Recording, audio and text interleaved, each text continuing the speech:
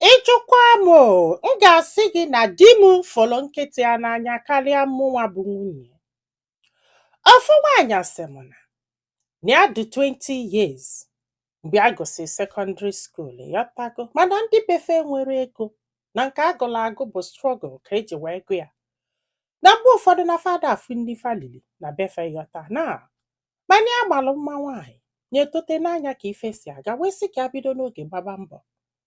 ya wee jee mụọ ka esi akwa akwa. Ya tara afụfụ o wee kwụọ ụgwọ ya wee mụsị anya wee nọlube nne ya wee na-akwanya bụ akwa ịghọtago. So ndị dị bido na-abịali ya na o nwekwa nwoke nọ na ndụ ya mgbe afọ. Anọgide one guy si outside bata fia like anya. Ọ nọ n'iru akwụkwọ anyị kịta anụnwa. Ọ na-eme ọfụma o mana m achọrọ ịkpa afị ya. So wee bata wee fịa sị na ya chọrọ ịnụ ya. Ya wee si oke ịmagodo fa na-abọ na-akwụkwa na-akwụ. Ọ sị bụ nne ịwa m eziokwu n'obi a na-atachakwa this guy mgbe ọ bịara ya di. Mana ndị friends ya bido na-agwa ya sị ya eho onye nọ n'iru akwụkwọ na-eme mmemme amaala ama na-abịalụ gị di ejo ịmakwala ihe gị jebe na o ji ego na o mere nke a. And mgbe afọ ọ bịasịrị na ọ na-enyekwa ya ego na-enyeli aka na shop ya ya na ya na-abọ na-akwụ. O wee nọgide wee sị ya na ya chọrọzi ife ụmụ nwoke ndị ọzọ maka na ọfụ ka di si abịali ya, ya chụsịsịa ụmụ nwoke niile nọ na ndụ ya na ya ga-anụ ya. Ya wee kwalụ. O wee bịa wee mee gie. Ọ bụ okene ego o mesịrị ife niile dị n'isi ya nọ just mee partially. Ya na ya na-abọ wee bili. Ọ sị m nne from day one ya na this guy buolu na this guy akpọrọ ya mmadụ. Na mfe ebe ọ na-agwa ya okwu na ọ ga-akpọ nne ya kpọọ nne ya kpọọ ụmụnne ya na nkịta o gotelu nọbie na ọ ka erespekt nkịta afọ kafọ nkịta afọ n'anya karịa anyanwa. Ọ sị bụ nne na this guy na mfụ ka o si ebugheri ụmụ nwaanyị front and back. Mana ya just ụgba nkịtị maka na ịmago onye kpọrọ onwe ya ese ụdị ihe anwa. So ya agbakwa nkịtị o bugide bụ ege na ndị friends ya bụ ege na ndị friends ya to the point na o bugide nwaanyị na-asị ndị friends ya na ife aji like ya nwunye bụ na ọfụgodi eke ya bụ nwaanyị na ọ ma nkwu okwu ọgba nkịtị na o nwere ife ọ ga-eme na ọ marọzi na ya na-anwụ o. Ya kwuo ekwu osi ọkụ ya ya kwugheli ọnụ ọkụ ya and ọkụsị anya ihe na ọkwụsị inye nri kwụsị inye ego na ihe ọ ga-emezi bụ ọpụsị a ga-abata ogolu nri ọ bata ọkpọrọ nwa afọ nwaanyị izizi ma ọlị anya na ya na-aba ejelibe ya bụ nri nwaanyị dị ime anọla ana na-ene ha anya na-ene ọnụ mmiri. Hey! Na ọ sị m nne na ife ya na ọ na-akpụ ya ma otolo ma kịtịkpa ma nke nwa ịmara etu esi akwa mmadụ iyi fesakọl na otu o si akpụ ya ihe. Ya yi esekpụla ana na-ayọ ya biko ya yọkata ya biko ọma anya ụla kwarị gị ya. Ya megheli ya arụ chụpụ ya na rum si anya abatazina maka na ọmago na ndị be ha dị pọọ ịka ya eme ọsịa ndị bụ na ọfụnụ ga ego ya si ya ọka ya eme ọsị ya na ya kedu gịnị oh God amara m ebe m ga-ebido wee kọbala unu dịsa akụkọ. Ọ sị m na fa na Enugu o wee chọta ụlọ na Lagos na since ọ chọtala ụlọ na Lagos na-asị na ha ga-emuvu ya kwugheri ọnụ na ya ma njezi Lagos ya kwugheri ọnụ na ya ma njezi Lagos na ya ga-anọzi Enugu na anụ ọfịa ka ọ bụ na ọ na-esu isi n'ọkụ na ọ gbachara ife mma na ibelibe ka ọ bụ in fact ihe ị na-agwa mmadụ sọsọ na okwu elegidi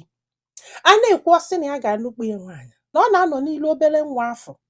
nwaanyị ọzọ mụọlịa nke nwoke wee kụọ onye ọkụsị anya dịbọ ya abịa na-asị ya mommy sorry maka dịbọ ya elugo 10 years. Ọ sị m ka a mụsị ala nwa na o kwere ka onye ọbụla bịa ọmụgwọ na mama ya nọrọsị mana nwanne ya nwaanyị chọrọ ịbịa ọsịnya abịa na mama nke ekwu ọsịnya abịa na obele nwa dị 20 years na-aga 21 years wee bụrụ ihe niile akawasịrị ya na-arụ na amagolu ka esi amụ nwa ya bịa nye were ovu ike nọrọ wee na-asa nwa ya arụ ya sacha anya asa onwe ya mụ onwe ya mmiri ọkụ ya mgbe a mụrụ nwa na ọ makwa na mmụ nwa na-elu ojewelu travel outside the country ya wee na-ayọ ya ka o nwegodo ịbịa nyeli ya ka ọ sị ya na ya chọkwa ịfụ mmadụ bie ya bụ ike ọbara wee were ofu ike wee nọrọ wee na-asa nwa arụ na enwere experience na o nwere ife amaala ya pịtọgidela nwa ma gbasie ike nkịta bie wee si n'elu wee daa na ya mụrụkwa na ya nọ na kichin na-esi nri nke obele nwatakịrị wee bata wee sị ya na nkịta sikwene n'elu wee daa na ya mụrụ ife a ga-eme ọkwa nwaanyị aka mụsara nwa ọfụ ya wee kpọọ dị esi a na nnekwu ihe meenụ na amụ ihe disman gwara ya agwishi na m ewefute voice note this man dropụrụ nwunye ị ga-eche ma just ebega nọ n'ụzọ mfat ebega sef ị kwesịrị igwe ebega anyhow because nwe ka ị ga-esi gwa obi ite gwaba gị okwu osi ya na ya kwuru na o nwere uche na ya kwuru na ọ na-ezuzu ezuzu na ya kwuru na ọ bụrụ mmadụ na ya kwuru na ya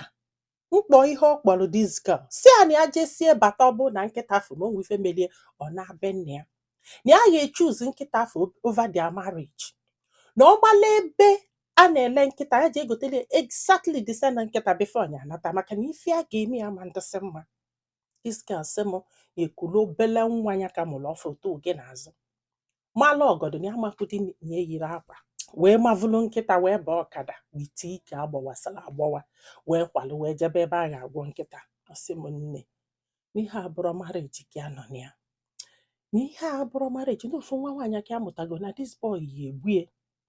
n'ife ebe ọ na-akụ ya ihe etu a ọmalị ọla sisaida ọmalị ụla sisaida ọka ya eme ọkwụ bịa agụ ọka ya eme ọsị na ya bụrụ mmadụ na o nwere enyi nwaanyị anya kọtara enyi nwaanyị na-eti sikedo ụdị ihe bụ ihe a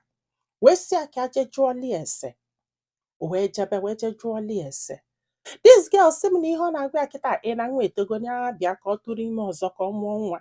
ọ sị m nna okwusie nwanne nwoke wee sị ya na ife niile o kwe ha na nkwa na o merekwa ego a na-eme n'isi ya na ozubezu shọpụ ọ sị na ọ ga-emepere ya na o mepere lie ịghọtago ya gbakwala ọgwụ ya ṅụọ ka ọ mara ebe ọgwụ bifo ọ tụkwala ime ọzọ ọ sị m nne mgbe ụfọdụ ọ narị ya fon sizie mgbe ụfọdụ ọ narị ya fon kụwa ọ sị m ọ nọgide si na ya ma nyezi ibọn gị o ya mechalụ no maka na nke ọ na-enye biya bụ ọ sị na olu ụdị 1 minute man na ọkwa bịara oligolu onye ụra ojewelụ ọ gbasa dị ya etu isi wee nọlụ etu isi eme o ihe ifili ọ gbasara ya na o nwere ihe dọ na mgbedikie ọ bịa nyụsịsị anya jewela onwe ọ gbasara ya ya anọkata kechebe onwe ya dozibe onwe ya yọta gosi ka adọ ka mmadụ ya gaba chin nwoke achaji esi ụda ezilie ụda ịkwali ya onye ka ọ bụ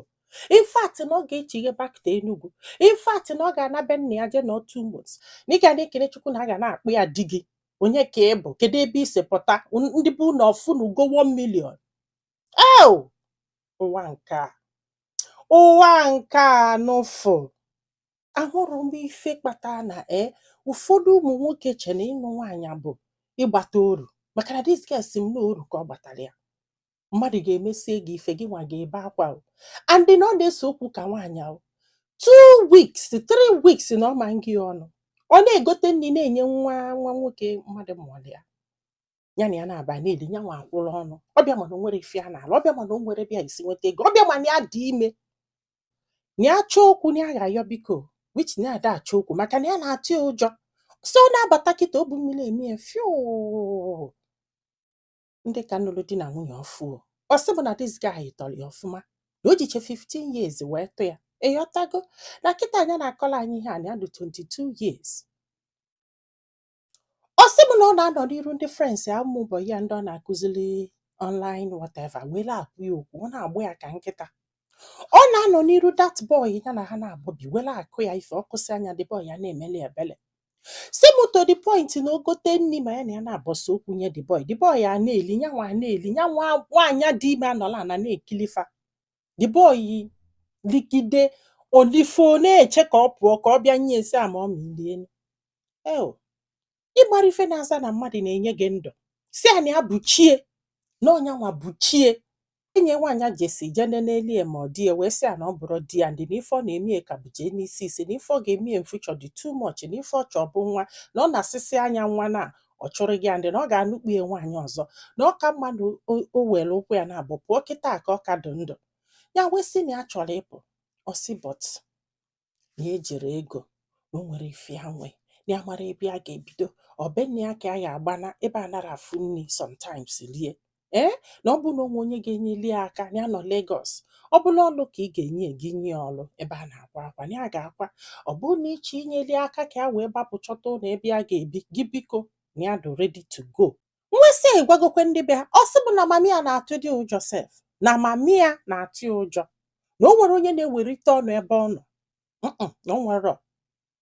Na o nwebọsị ya kpọ mami akọbalị ya na okwu nwaanyị a gwara ya emenye na ada akọzịlị ya. Maka na the woman dukwu scared of his own son. Ọ bụzalụ nyanwa. Mba o, every minute na ya anụsigo, every seconds na ya anụsigo. Biko o nwee ka isi enye aka anyhow. Biko gwa anyị filo na comment section maka na ọ ga-enyelu this girl aka iji ma ife ọ ga-eme ma nyekwazalụ m aka tụsa ozi a ka olu ndị ọzọ ntị. Ndị be anyị daalụnụ ka ọ dị n'ụbọchị ọzọ.